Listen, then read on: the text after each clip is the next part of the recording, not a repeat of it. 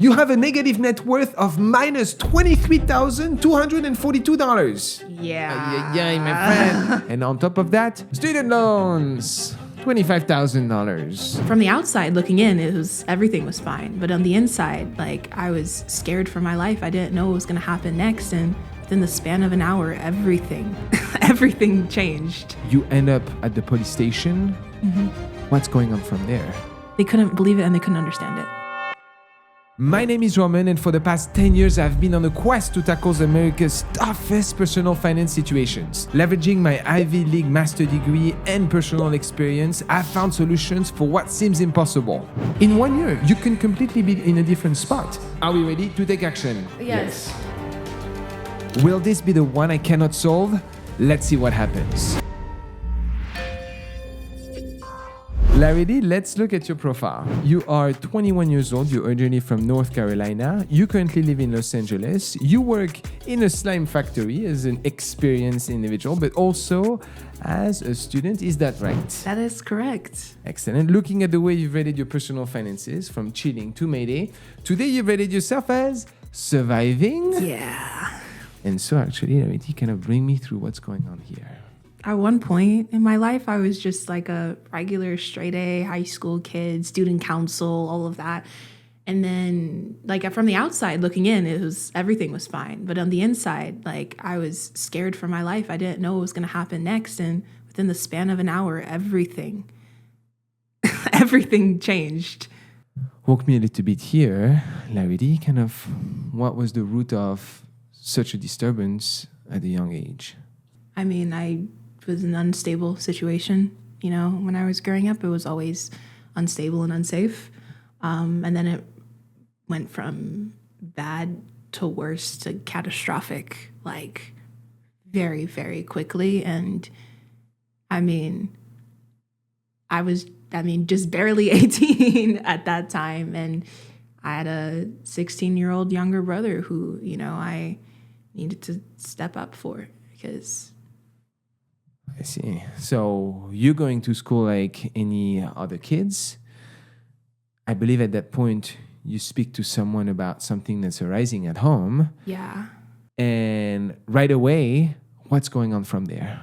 Right away, it went from, I was literally with my backpack in my school uniform from the counselor's office to the police station to my brother's school to another police station, police reports, homeless shelter, holding center, and then homeless shelter, and then nothing for a really long while. I believe that, again, on facade, the perfect family. Two parents, first immigrant into the United States, originally from Nigeria, two doctors. Right. You would think that everything was great and awesome. I mean, I believe that everyone around your family saw you as the perfect family. But in the inside, things were boiling. And there was different forms of abuse within the household that led you to fear for your life. And so, as you mentioned, you call the police. You guys get escorted out of the school instantly in your school uniforms with nothing. Yeah. No identity, no paperwork. Yeah. No birth certificates, Nothing. No money. Like, I had $0. I didn't even have a bank account. I had the clothes on my back, a textbook for homework I thought I was going to do that night, and a wish and a prayer. Like, that was it. That's it. And at the time, you would think that, your parents would be looking for you guys, but it's ended up not being the case. I found out what family meant, in that time. Like, it's not the people you're born with. It's the people who show up, And I mean, me and my brother, we just became like that. Like, because you have to survive that kind of situation. And you were kind of put into this situation, but today those events feels still so raw that we don't want to dive too much into the specifics, but we know that it was pretty extreme. Yeah. And so you end up at the police station. Mm-hmm. What's going on from there? Police reports, lots and lots and lots of questions. We end up in this, like, I don't even know what it's called. It's like a holding center where they don't know what to do with kids when they have nowhere to go. And it was after hours everywhere, you know, like it's not like you could just call up a hotel or like, you know, like we didn't like have any money. Like there was nowhere for that. Like we just sat in the holding center calling as like a list, like a long list of like homeless shelters. Some of them were like, oh, we don't take boys. Oh, you can't come if it's 2 of you. You're 18, you've aged out. Oh, like you can come, but he can't come. Like so much of that, and for hours. There wasn't any like hope. Like I didn't know what was gonna happen, and it happened so fast. Until finally, like I ended up on the phone with one like teen rescue center, and they're like, why do you even want to come? And I'm like, because we have nowhere to go. And they're like, oh, well, we don't have space. And I was like, no, you have to have space. You have to have space. It is me and him. And like the teen center was already closed at this point, like for hours. Like we were overtime, and I didn't know what was going to happen if we were going to be on the street, like because no one was responsible for us anymore, you know. And your brother asked, oh, maybe then we should go back home. And he was like, hey, like, I mean, the police officer we were with was like, why can't you just go home? And my brother's like, well, if there's no hope for us, then I guess we tried, you know, we should go home. We should just let what was going to happen. And I was like, no, no. I did not come this far to not see it through. I don't know what's going to happen, but I'm not going backwards. I'm going forward, and we're going to do it. And I ended up basically just spilling my whole life story to whoever this person was on the phone. And I was like, I need my brother here. He needs to come. I have to, like, he has to. Like, I must have said that like 50 times. And they're like, okay, someone might be checking out tomorrow. Just show up. We don't know if there's space, but just show up. And the police officer we were with drove us to the thing, dropped us off, said, good luck, I'm going home. And we had to figure it out from there. And so the stress levels were so high at that time that you're trying to find a way out. Yeah. You go, I believe, through the phone of your brother, which at the time was the last thing that you have. And at some point you find the phone number of an aunt that you didn't even know you had. You call your aunt, and over the course of just a couple hours, you fly out of states, completely restarting your life for you and your brother. Me being older, I got the phone call from my aunt. Like, I think, like, I got the phone call from her. She's like, okay, I'm going to do this. I'm going to send these tickets. Someone's going to come get you from the airport. Like, it's going to be fine. She just kept saying it was going to be fine. And then the last call, as she's hanging up, the last call I got before my phone died, and that was it, was from my brother. He's like, are we going to be okay? And I'm like, we're going to be okay. So you're going through that motion. You're knowing very well that at that time, you're literally closing the doors of 18 years in your family. And I believe, it's gone to the extreme point where now it's been 3 years. And over that time, you've had zero contact with your parents since that day. Yeah, went fully no contact for so many reasons. I mean, besides the fact that it's not beneficial to my well-being or anybody's, but also they're just not family. You've completely turned that page. They're just not family. And you realize that when you gain good people in your life, you realize what bad people look like, you know? And you realize that family has zero to do with blood and everything to do with connection. And so how do you explain, you can tell me, that, your parents were not expecting that at the time? How did they not try to reach out, or how did they not, you have your kids, and then in a matter of hours, both of them kind of are gone. What's going on here? They didn't reach out to us at all. They just actually mostly just harassed my aunt. Through the grapevine, I heard that they also called the police that night, and the police was like, nah, we are not bringing these kids back. I'm not sure how much of that story is true. I wasn't there for it to happen. But yeah, mostly it was just a lot of harassment for a couple months. And then radio silence.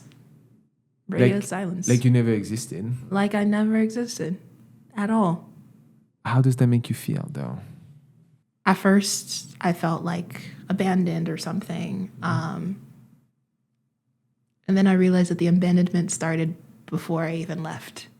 Because we are speaking years to come to that point. It's not even an incident. It's like years and years and years. It's like when a volcano explodes, you notice that a volcano is there, but it's been simmering. You know, the heat is underneath the earth. What prone you the courage at the time to say that's it?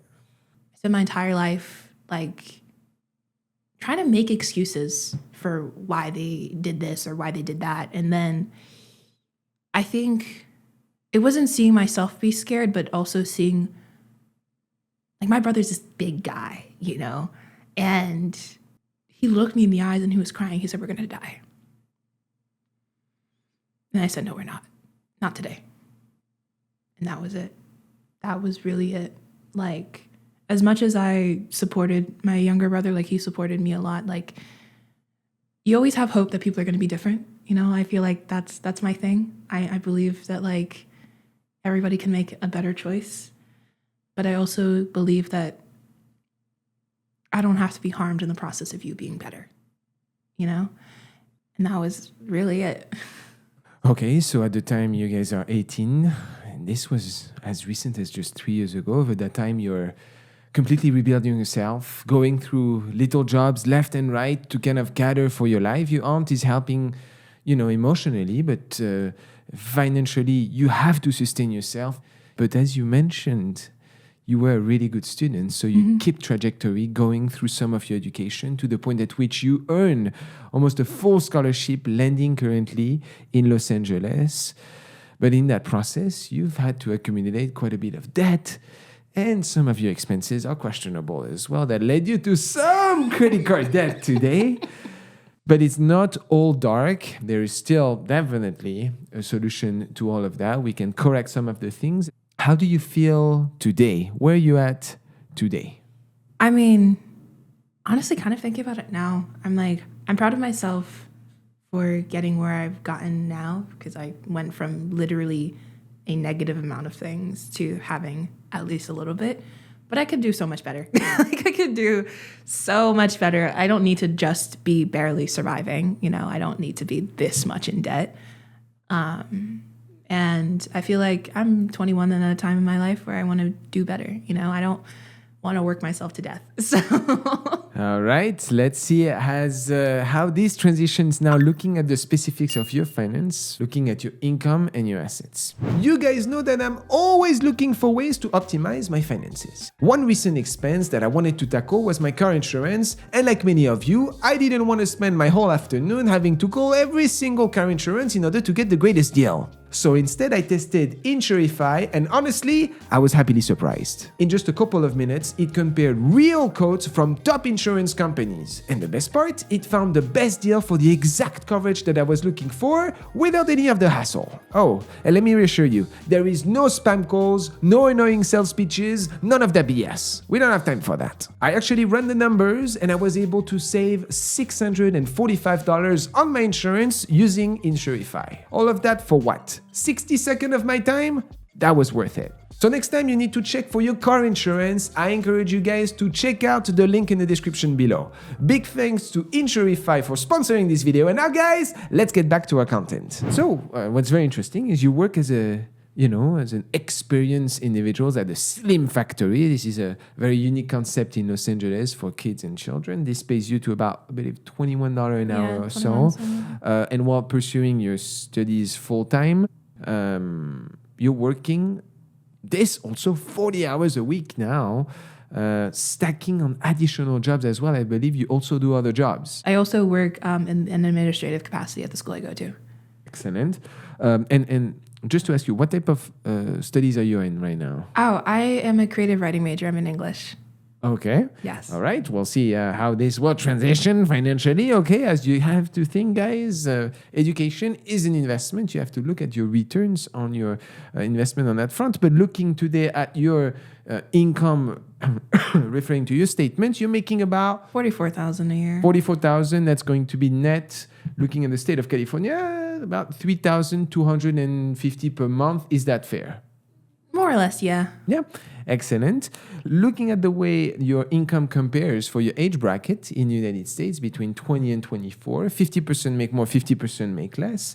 The median is at 36,556. So you're making a little bit more, but again, you're living in one of the most expensive cities in the United States. All right. Let's transition now as we think about your assets. So we're starting with absolutely nothing 3 years ago. You've built a little bit, while trying to survive and kind of bring you and your brother through your school. Today on your checking account, you're showing a balance of $1,309.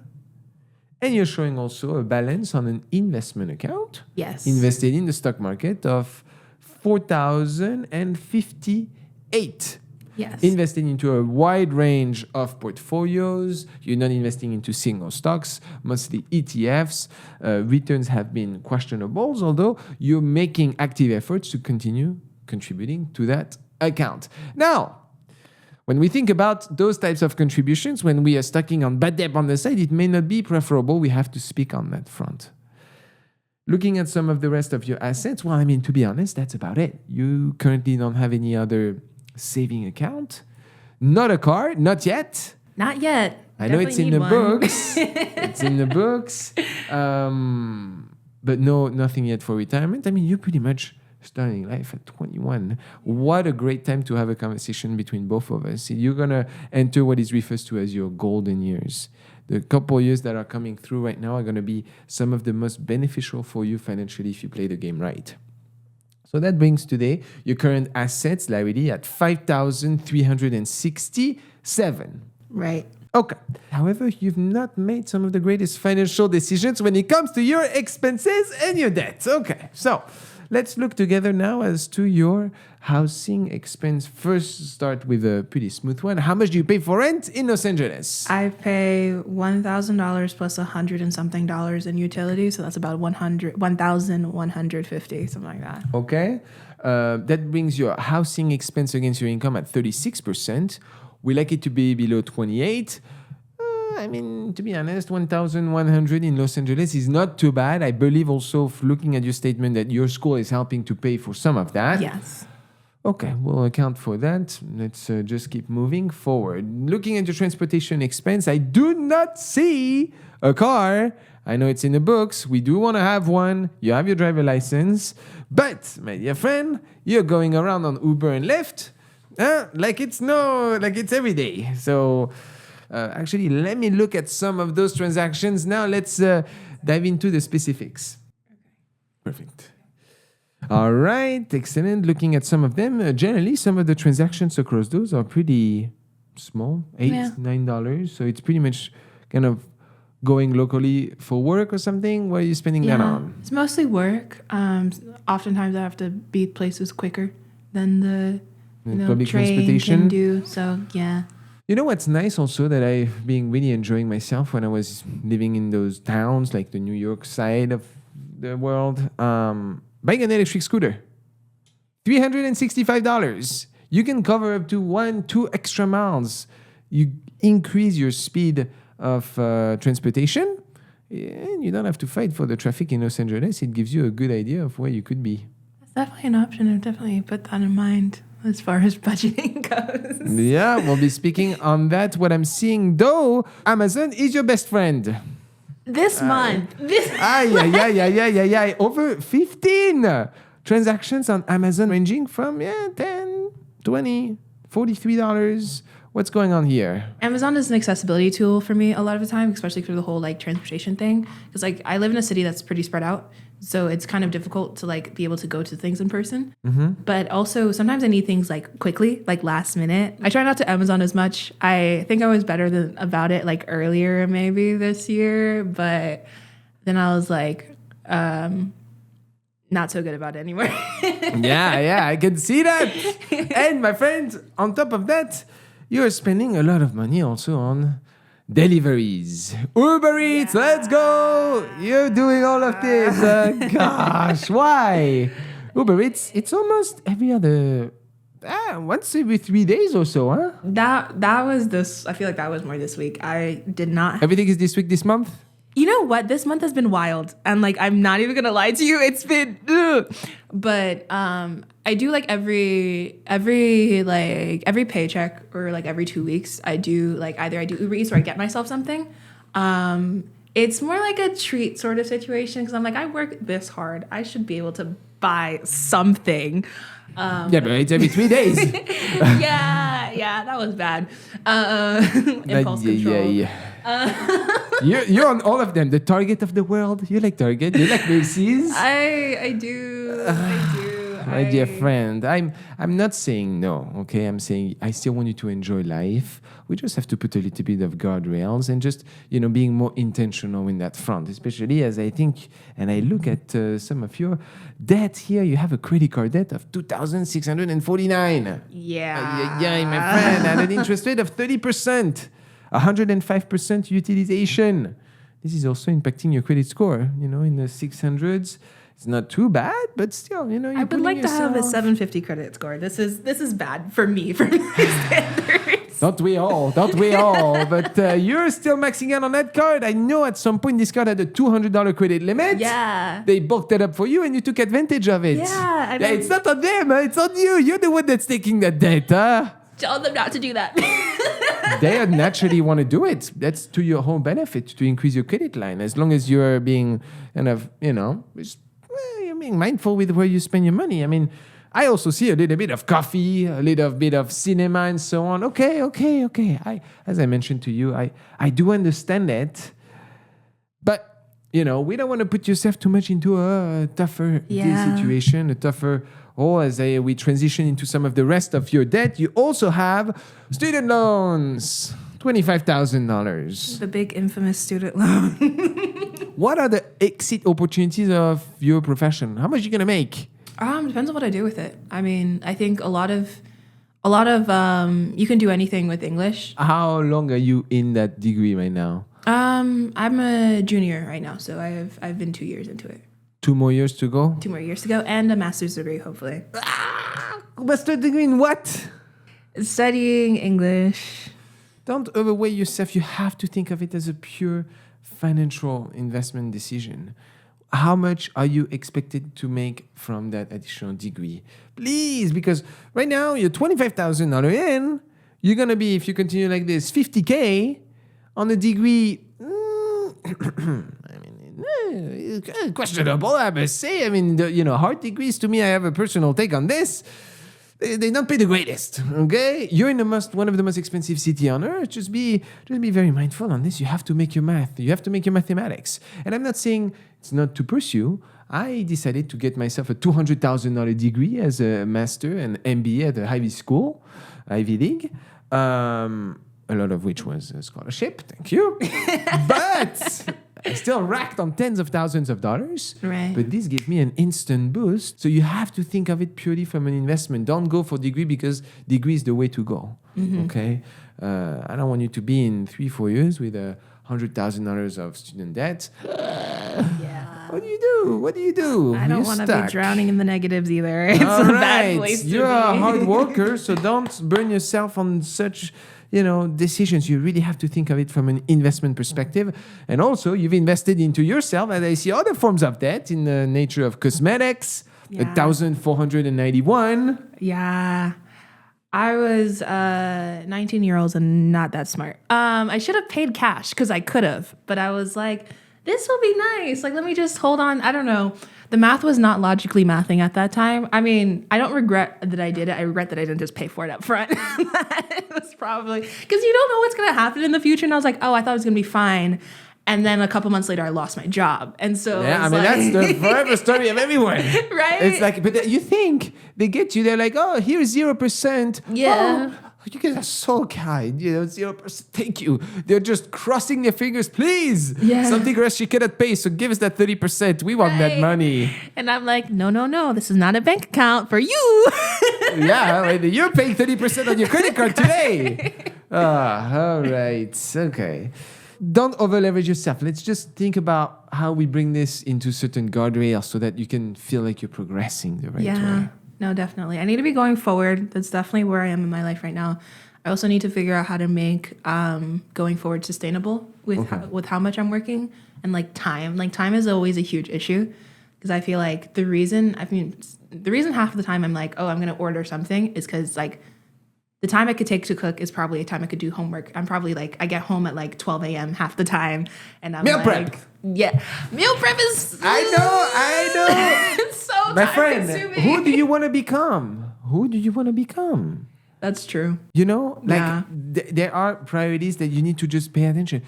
You don't have a life jacket on you. Yeah. You don't have that life jacket. It's just you. Yeah. And you know, you have to think about those little expenses. You know, you work at the Slim Factory. Okay, it's cool when you're 21, but you're just lengthening that time by spending, you know, $50, $40, $20 on all of those Uber Eats and Amazons and all the shit of the world. That's hours of work. I mean, as far as I know, you know, the Slim Factory is nice, but you're not really building anything there. Yeah. You're just buying yourself time. You know, you're not gaining a crazy experience that you're going to be able to transpose or sell after into higher paying positions. So think about, you know, how much do you want to treat your time in some of the golden years of your life? It's definitely something to think about. Yeah. Because, you know, the way I would think about it is there's something that I'm going to remember in a month. You know, is this something I'm going to remember in a month? You barely remember that you spent Uber Eats like last week, right? So that's the thing. And that's how you get sunk into the hole. You're just at the, you've opened that door, okay? You've taken a peek at what's accessible to you, okay? And I just don't want you to go all in into that door because you're showing early symptoms of the consumerism that sinks a lot of Americans in. That's true. That's true. I feel like debt is so normalized here that it's like, and just like, I mean, capitalism in America is take, you know, convenience, economy, and all of that. And like, I definitely need to like breathe and chill out and like think of more sustainable ways to live. Yeah, that's definitely something that's the goal for the next year. All right, let me show you to this as an intervention as we think together right now, looking at the next segment on our show, the money case. You're working at $21 an hour, okay? Yeah. And right now, just with your credit card purchases and your credit card debt, you've accumulated about $2,600 or so. You would think that, yeah, you know, credit cards, oh, it's okay, I can max them out and not think about them and just gonna use them and so on. Well, let me tell you, you're gonna pay $100 of interest. My dear friend, you're gonna be paying $456 on nothing. This, right now, is 20 or so hours of work. That is true. It's half a week of work. Yeah. Bothering yourself for taking care of debt that you currently can very well take care of. So I'm going to ask you this question. Why are you putting $4,000 into an investment platform that is earning you between 5 and 7% when you could be very well paying your card that is costing you 30% interest? Yeah, there's definitely the concept of being like completely debt free off that credit card, but also having absolutely no money at all whatsoever. I don't know what's going to happen to the job, you know, I don't know what's going to happen to whatever, but having at least a little bit of something to know that whatever happens, I'm going to pay my rent, you know, whatever happens, I'm going to pay for food, you know, like that is way more important to me. Like immediately. I don't want to just be scared and out of money because I've lost my job before. I've lost my job like unexpectedly, like before, and I just don't want that to happen to me. I understand where you're coming from on that story, but in a way, by having that artificial, you know, safety nets, which you're self-creating because you have one of the most expensive debt that exists in the United States, you're allowing yourself the ease of, you know, going around expensive places, the Macy's, the Trader Joe's, the Wendy's, the Regal, and the Targets of the world. So you're kind of blurring yourself of the real deal here because in my eyes, there is absolutely no way that I would be spending any other form of money until I'm not being taken care of this. Because I'm going to bring something to your eyes that I think it's going to be a little bit more, interesting to you than just this. Because this, it's like, oh, it's $400. It's okay. Well, it's a lot of money. But I want to bring to you the concept of what is the value of $1,000 for you. Okay? So $1,000 for you at your young age right now has a multiplying effect that you can't even believe. So every time you're spending money on little things here and left and right that don't give you anything other than the short-term gratification that, you definitely forget after a couple hours, if not, a couple of days, if not a couple of hours. Today, $1,000, to my eyes, to you, is worth more than $10,000. I'm going to tell you what. $1,000 invested today that you would pull more or less around the time that you want to enjoy your retirement is $66,646. The math is not mathing. Why? Because you have what it's called as compound interest. You have the greatest asset that anyone can have. And what that is time. Money invested in time will multiply. You pretty much are able to generally double your money in about the matter of 7 years. Okay? So with you being so young, so lucky, I wish I had a 2 in front of my age to start the game. This $1,000, this is $1,000. Mathematically, if you were to invest it into let's say the S&P 500, okay, they give you 10% or so a year, will turn $66,000 by the time you retire. So you're telling me as a short-term goal in your application, long-term goal, I want to retire early. But my friend, everything that you're doing goes against that. And on top of that, you're running the risk of over-leveraging yourself with student debt in diplomas that may not be paying the highest. So let's think about how we bring this together into a step-by-step, and it's going to be pretty straightforward on your case. Follow along. So how I like to start my analysis is by telling you how much you would spend on needs today if something was to arise and you need to completely cut everything, assuming that you're paying on your minimum payments on your cards and on your debt. You're not making any payment on your student loans right now. Oh, my friend, you have $25,000 that's chilling, huh? You think it's not gonna, you're working off debt right now. You're illiquid. You're losing money on a monthly basis. But if we calculate your needs, right now it's about $2,200 or so per month. That's 70% of your income. Okay, yes or no, it's not the greatest, that's just, we like it to be below 50. Now, if you were to become debt-free without having to run all the credit cards and the cosmetic payments and so on, you would be at about 2,000, so 61%, which I would be comfortable with. Okay, so what I'm going to tell you though is I'm going to allow for you, given your age, and given also the amount of work that you're doing, your wants at $300. $300 is very far of the bravely estimated, maybe $700 to $800 or so that you're spending last month. Now, but wait. What does that mean? That means that I have one number for you. That's the most important. That's the one that I want you to live in today. Mathematically, today, you can save $600 a month into what I refer to as the gold category. This allows you to pay back debt, invest, or save money. So, $300 to mess around. That's the Amazon of the world. That's the cinema. That's the Macy's, the Uber Eats, all of that stuff. Okay?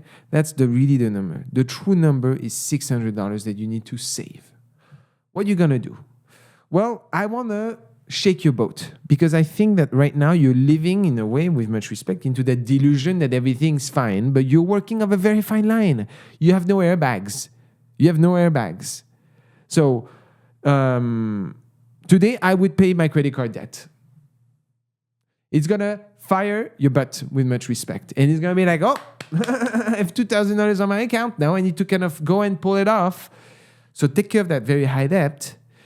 And it's going to, make you think twice before you make that $25 Uber Eats purchase. Okay? And if you're telling me, oh, I'm scared that I'm not going to have money to spend on X or Y, well, if something really was to arise that's an emergency, you have that credit line that you can always use to pay with credit card. I would always follow that rule. For any interest higher than 10%, you pay that debt over investing that money. Whether you pay the debt that is over 10%, then you invest that money because you're mathematically at a loss. And on top of that, you're putting yourself in a situation where if something was to arise, you still have to cover for that debt. Right? So mathematically, right now, you're losing tens and tens of dollars on a monthly basis by just the nature of your investments. So take care of that debt right away. That should be done tonight. Okay? Now, I agree with you. If you didn't have that $1,000, $2,000 or so in front of you, I would say, okay, we need some cash, but $2,000, you can work with that as a base. I want you to continue your pattern that you've already established with Betterment, which is a saving mechanism. I like other ones like public.com, and that's going to be referred to as your emergency fund. Larry, today you need to target $5,000 into that. That's a buffer. You're going to be able to accomplish that in about 6 or so months. Okay? Because you're not going to have that debt payment on your card. So $600 is the base of the base. Mathematically, you can actually do a little bit more than that, but I'm accounting for miscellaneous with your school, with transportation, and so on. Once you have that $5,000 of emergency, you're now going to want to get a car. Because getting a car is not only going to allow you the chance to expand your areas of opportunities for work, but you can also leverage that assets by doing deliveries at night and so on, and it also gives you a base. Now, I don't want you to take any car loans. I want you to continue pulling what you've been pulling right now, gain up to about $5,000, $6,000, go on Facebook Marketplace with the mechanic that makes an inspection for you at $125 and get yourself the Mitsubishi or the Honda Prius of the world. Okay? Low parts, the car is not going to depreciate that much. You're going to lose probably $1,000 over 3 years of using it. Where does that bring us? That brings us into right now, you're at kind of the year and a half mark. You're debt-free. You have an emergency fund. You have a car. And guess what? Now you're about to graduate. Where are we at? You've grinded the years, the month here that you're in the middle of, but your foundation is absolutely mint. Because you have the means to be able to go and get those jobs that are going to be paying you much more.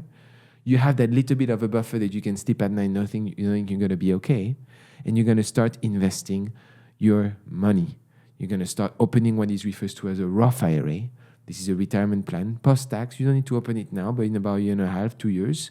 And you're going to graduate. Better than 80% of the individuals that are graduating. If you're continuing that pattern of spend, and today did not come as an intervention, not only will you graduate broke, you're not going to have the money or the support of student loans to carry you after you finish your studies, and you're going to have to turn down jobs because you're still going to have to spend 2 hours in public transportation to go around your shit.